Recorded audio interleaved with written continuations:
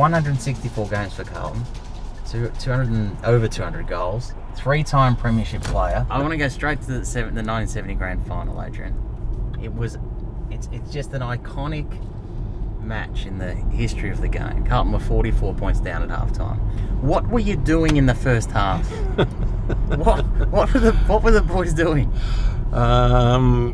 Well, we weren't playing that well, and actually Collingwood did play well that first half. You've got to give them that much credit. And we're 44 points down at half-time, and we come in. First thing I did was rush straight to the toilet because I knew Brass wouldn't be happy. So I could hear. How long did you stay in there? Until the ranting and raving, I could, simmered down a little bit, and so out I came, and he called us in, and he said, "Look, there's one thing to sink into your head. In the second half, we've got to put up a good show, because if you get thrashed like this by Collingwood, you'll remember this and be reminded of this for the rest of your life." And he said the way for us to get back into it was to take risks, and this meant, he said, "Look, I just want you to play on at any time, anywhere, on the ground at any time, and to include handball in the play-on style of game." This is when it changed, know. I will ask. I want to pick you up on a point there, because yes, famously Barras said play on, and I grew up hearing the stories about Barras just said to handball. Your handball was in the second half. We're going to play on and we're going to handball. Well, take risks. You've got to put that first. Okay. We've got to take risks. Yeah. So he's decided, Barassi, in his wisdom, this is our way back into the game. We're going to take risks, we're going to play on, we're going to handball. Yeah. Can I point something out to you, Adrian? Certainly, Sam. Because I went to you're a great historian, I went to the statistics. In the second half, in the grand final, you had no handballs, Adrian. me myself. Yes, you. So this... Well, I hate to spoil the myth of what happened in that second half, but what was going? I never did what the coach told me.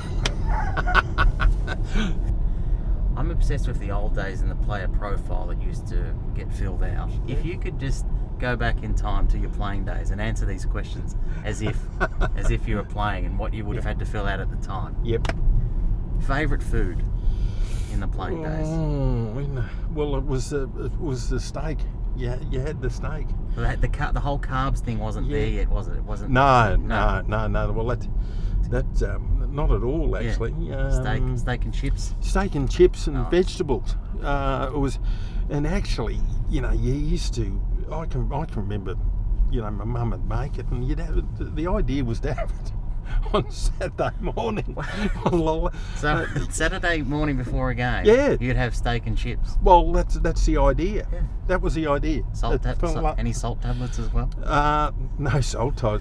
What about back in the day? Favourite drink? What would you have said if you were filling out that program there? Well, I started the first one in the reserves when I was 17, and the first one that the swig was handed to me.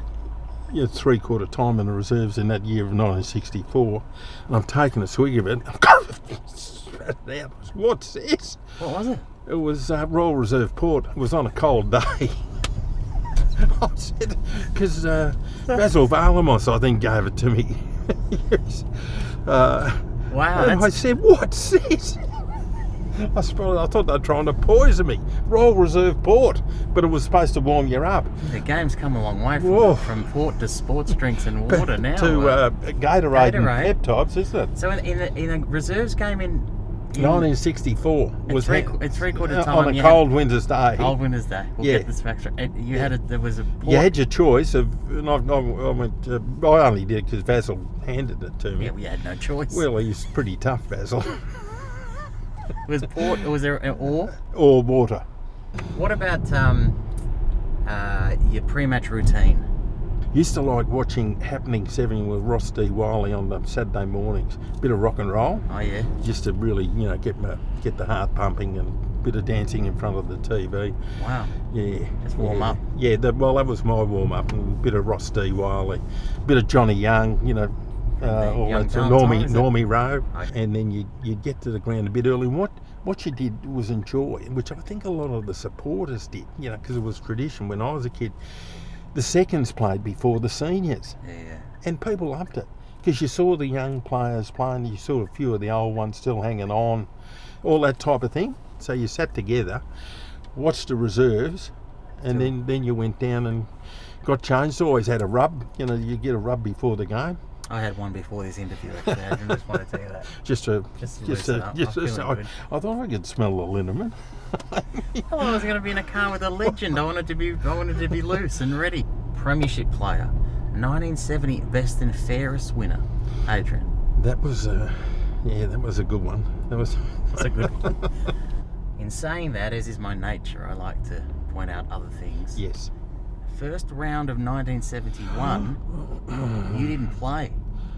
Is it fair to say in the modern day it would have been described as for disciplinary reasons?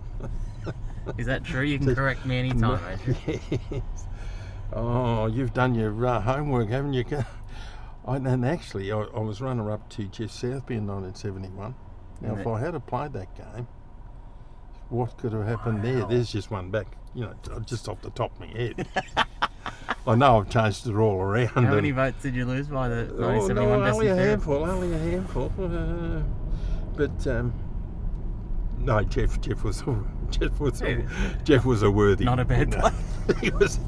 He could play. But you were the Premiership player, the best and fairest winner. How do you play in round one of 1971? It was controversial too. There was a bit of controversy. Was it in the papers? It was a little bit. A little bit. Yes.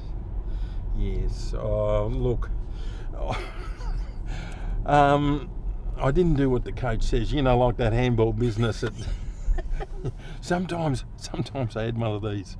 Oh look, I was a nice enough person and everything like that, but every now and again I didn't do what the coach said. They can Google it if they want to. Let's leave it at that. What about that one? I don't want to turn this into 60 minutes, Adrian. Go and Google it if you want. I thought this was one of these nice family interviews too, Sam. I lulled you into a sense of fun. In '64, which was Carlton's 105th year, we finished 10th, which is the lowest we'd finished at any time. So, Brass came the next year, and I mean, like, what was that like? He just changed the whole attitude of the club towards success. Stopped all the infighting. It was everyone got behind each other, and because it was the attitude of, if you took shortcuts or if you didn't go the whole way, you wouldn't play in premierships. You'd all have your clashes with him. I mean, Percy did, Jezza did, and he was always hardest on the best. I mean, he'd have a go at Nichols and he'd have a go at Silvani, and he'd bring Jesselenko. He'd say, "You're not going in," this sort of thing. And the proudest thing that Jezza actually ended up doing was becoming our best tackler. Right. The magnificent Jesselenko with the high marks and everything. But he loved being the best tackler at the club under Barassi. So if your superstar is doing that, that must just be it flows through. Yeah. Now, I recently found out on eBay, Adrian, that a 1968 Scanlon's footy card with your image on it was going for $20. You're kidding. Can you believe that? Seems about right. So there's one out there I haven't bought. I've been trying to push the price up. Some word association with the great Adrian Gallagher. Ron Barassi. Premierships. Brent Croswell. Magnificent. Bruce Dool. Even more magnificent. Percy Jones. Stutter. John Nichols. Tree trunks, thighs. Sergio Silvani. Great protector. And I want to say this as a group: Nichols, Silvani, Gallagher. Was the first ruck for 10 years. Not a bad lineup there, Sam. Not a bad lineup, mate.